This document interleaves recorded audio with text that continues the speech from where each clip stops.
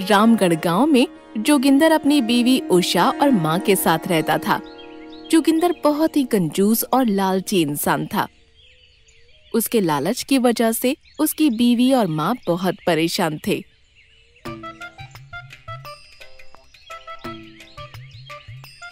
अरे रे रे रे, ये क्या?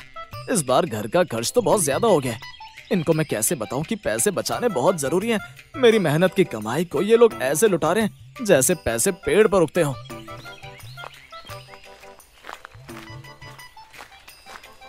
अजी सुनते हो, जरा मुझे 2000 रुपए देना, मुझे बाजार से घर का सामान लाना है।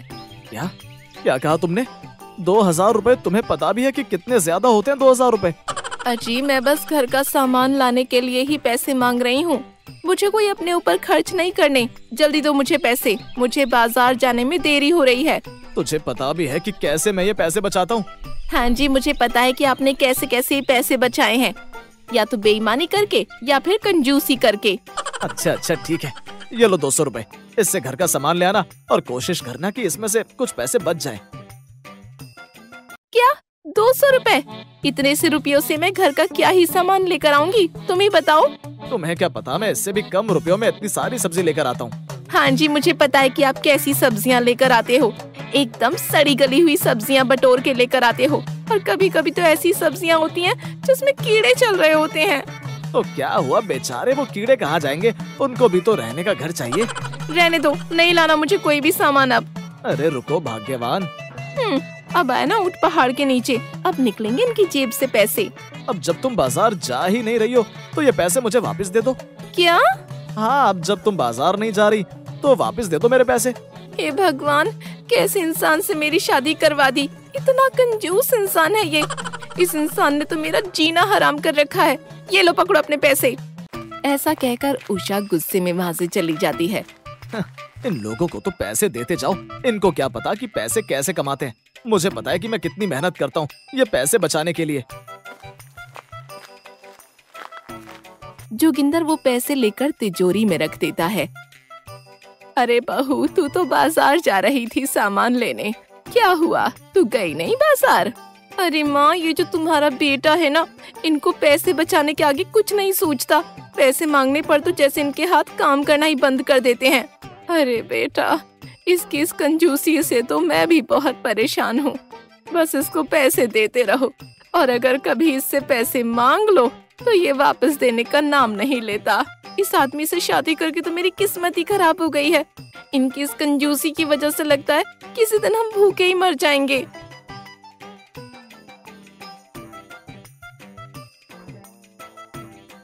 अगले दिन जोगिंदर घर का सामान लेने के लिए दुकानदार के पास जाता है।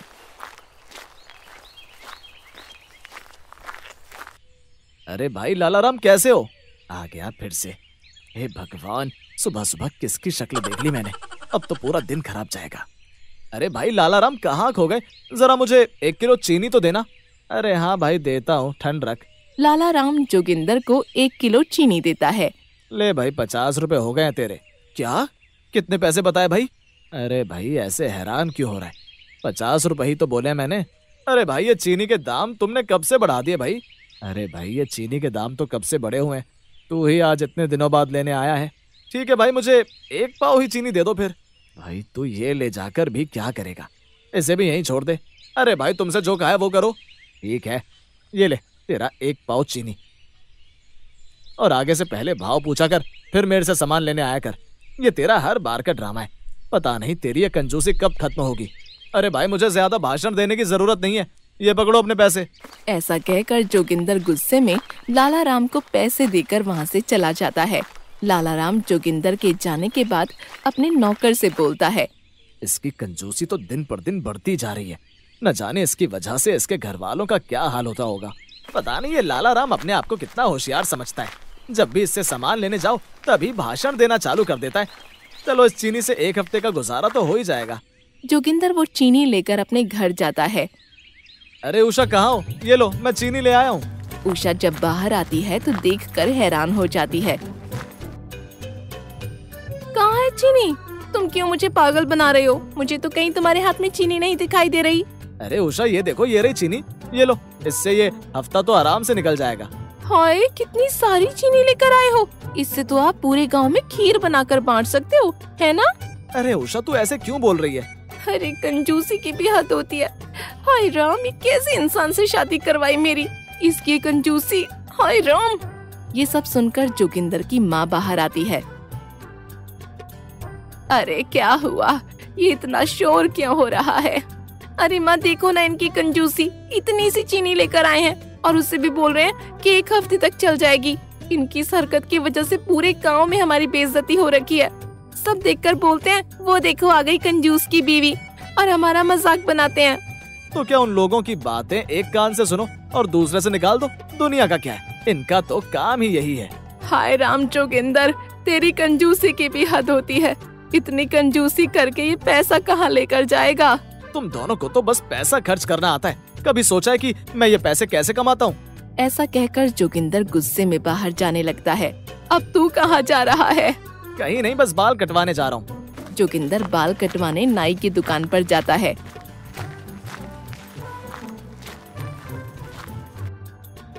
अरे ओ छोटू, जरा मेरे बाल तो काट दे।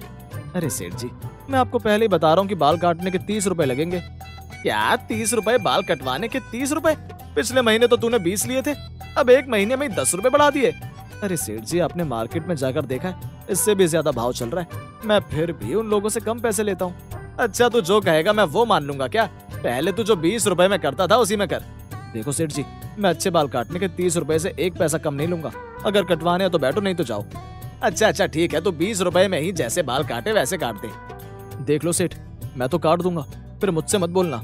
हाँ, मैं कह रहा हूँ ना कि 20 रुपए में मेरे बाल काट दे। छोटू 20 रुपए के हिसाब से जितने बाल काटने होते हैं उतने काट देता है। ये लो सेठ जी, काट दिए मैंने आपके बाल 20 रुपए के हिसाब से।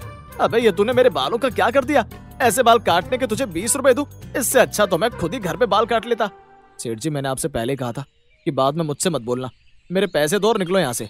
अबे तू ये किस बात के पैसे मांग रहा है? बल्कि मेरे ऐसे बाल काटने के तो तुझे मुझे पैसे उल्टा देने चाहिए। तूने मेरे सारे बाल खराब कर दिए। सेठ जी, मेरे 20 रुपए दो और निकलो यहाँ से। नहीं दे रहा मैं तेरे पैसे। बोल क्या करेगा तू? एक तो तूने मेरे बाल खराब कर दिए, उल्टा मुझसे पैसे मांग रहा है। चल निकल। छोटू से लड़ाई करके जोगिंदर वहाँ से चला जाता है। अरे वाह, मजा आ गया। मैंने तो अपने दिमाग से आज 20 रुपए बचा लिए। अरे भाई, दिमाग हो तो जोगिंदर जैसा। जोगिंदर के घर में 2-3 लोग जोगिंदर की शिकायत लेकर आते हैं।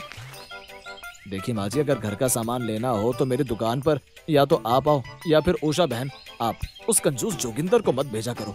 जब भी मेरी दुकान पर आता है मैं उसकी कंजूसी की वजह से परेशान हो जाता हूँ। देखिए माँ जी, आज मेरी दुकान पर आकर मुझसे बहस कर रहे थे और मुझे मेरी मेहनत के पैसे भी नहीं दिए।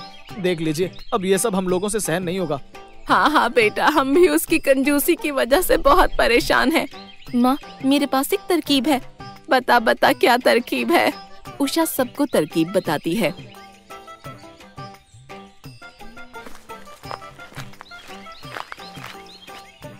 जोगिंदर घर आता है तो देखता है कि उसकी माँ बीमार पड़ी है। अरे माँ, क्या हुआ तुझे? और तेरी तबीयत ठीक नहीं लग रही है। अरे बेटा, मुझसे उठा नहीं जा रहा, बहुत तबीयत खराब है, तो मुझे अस्पताल ले चल। जोगिंदर अपनी माँ से बहुत ज्यादा प्यार करता है। वो ऐसे अपनी माँ को बीमार देखकर बहुत परेशान हो जाता है। ठीक है माँ, तू परेशान मत हो, मैं तुझे अभी अस्पताल लेकर चलता हूँ। जोगिंदर रिक्शे में अपनी माँ को लेकर अस्पताल जाता है। डॉक्टर साहब, जरा देखिए मेरी माँ को क्या हुआ है। रुको देखता हूँ। डॉक्टर जोगिंदर की माँ का चेकअप करता है। देखिए, आपकी माँ की ज्यादा तबीयत खराब है, आप इनकी ज्यादा देखरेख करिए। ये सुनकर जोगिंदर के पैरों के नीचे से मानो जमीन खिसक जाती है। डॉक्टर साहब, मैं अपनी माँ का बहुत ध्यान रखूंगा। रात को जब सब सोते हैं तो बाहर से एक आवाज आती है। जैसे ही जोगिंदर की आंख खुलती है तो उसे अपने सामने यमराज दिखते हैं। अरे कौन है वहाँ? ये कैसी रोशनी पड़ रही है? मुझे कुछ दिखाई नहीं दे रहा है। हम है यमराज हूँ मैं। क्या यमराज जी, आप यहाँ क्यों आए हैं? मैं भविष्यवाणी करने आया हूँ कि अगले 2 महीने में मैं तुम्हारी माँ को ले जाऊंगा। अब उनकी आयु खत्म होने वाली है। उनकी जो भी इच्छा है उसे पूरा कर दे। मैं 2 महीने बाद आज के ही दिन आकर तेरी माँ को ले जाऊंगा। नहीं, आप मेरी माँ को मत लेकर जाइए। कृपया करके उन्हें मत लेकर जाइए। अब जीवन मिला है तो मृत्यु भी तो मिलेगी। मैं 2 महीने बाद आकर तुम्हारी माँ को लेकर जाऊंगा। जोगिंदर डर कर उठकर बाहर भाग कर आता है कि तभी यमराज भी उसके आगे आकर खड़े हो जाते हैं।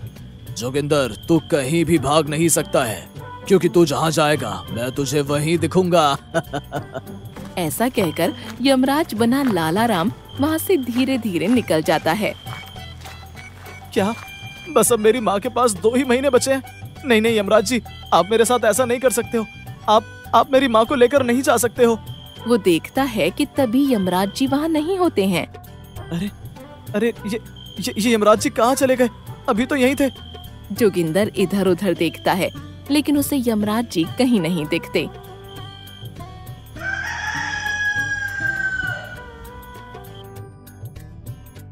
अरे माँ जी, आपने ये कैसी साड़ी पहनी है? दूसरी साड़ी पहनिए, हमें बाजार जाना है। अरे बेटा, मेरे पास और साड़ी नहीं है, बस यही है, और वैसे भी हमें बाजार ही तो जाना है। उषा और माँ की बात सुनकर जोगिंदर उदास हो जाता है। मैंने माँ और उषा को अपनी कंजूसी की वजह से बहुत परेशानी दी है। मैं अब से माँ और उषा की हर जरूरत को पूरा करूंगा। ऐसा कहकर जोगिंदर बाजार से अपनी माँ और उषा के लिए साड़ी खरीद कर लेकर आता है। माँ और उषा कहाँ हो आप दोनों? देखो मैं आप दोनों के लिए क्या क्या लेकर आया हूँ। जोगिंदर की आवाज सुनकर जोगिंदर की माँ और उषा बाहर आते हैं। अरे बेटा, क्या हुआ? क्या ले आया है तू ऐसे जो चिल्ला रहा है?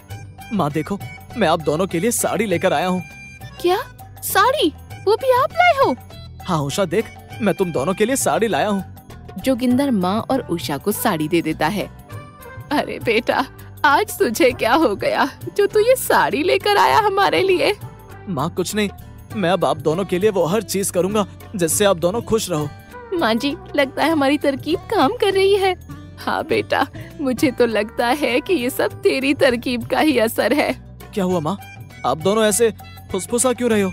अरे नहीं नहीं, वो तो बस ऐसे ही। अच्छा ठीक है, मैं अब थोड़ी देर आराम करने जा रहा हूँ। ठीक है बेटा, तू जाकर आराम कर ले। जोगिंदर अंदर चला जाता है। माँ, मुझे लगता है हमारा काम बन गया।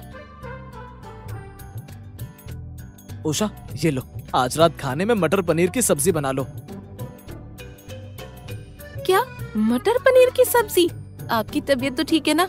सुबह सुबह आप हमारे लिए साड़ी लेकर आए और अब मटर पनीर की सब्जी? हाँ, वो माँ को मटर पनीर की सब्जी बहुत पसंद है, तो इसलिए सोचा कि आज खाने में यही बनाए। ठीक है जी, आज मैं यही बना देती हूँ। ऐसे ही 2 महीने बीत जाते हैं।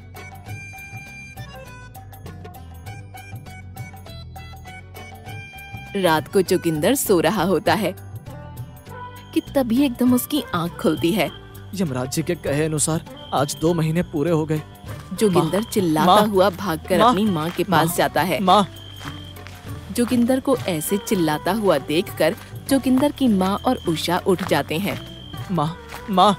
अरे रुक, क्या हुआ तुझे? क्यों चिल्ला रहा है ऐसे?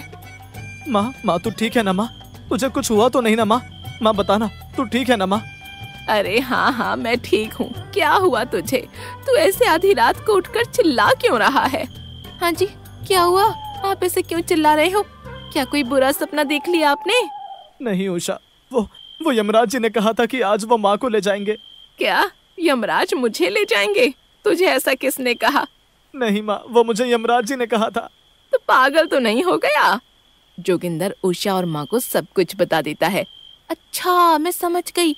असल में तुमने इन दिनों माँ की बहुत देखभाल की है, इसलिए शायद ये सब देखकर यमराज जी ने माँ की आयु को और बढ़ा दिया, जिससे तुम माँ की और देखभाल कर सको। मैं समझ गया माँ। अब मैं कसम खाकर कहता हूँ कि मैं अब पूरे अपने जीवन में कभी भी कोई कंजूसी नहीं करूंगा और तुम दोनों को बहुत खुश रखूंगा।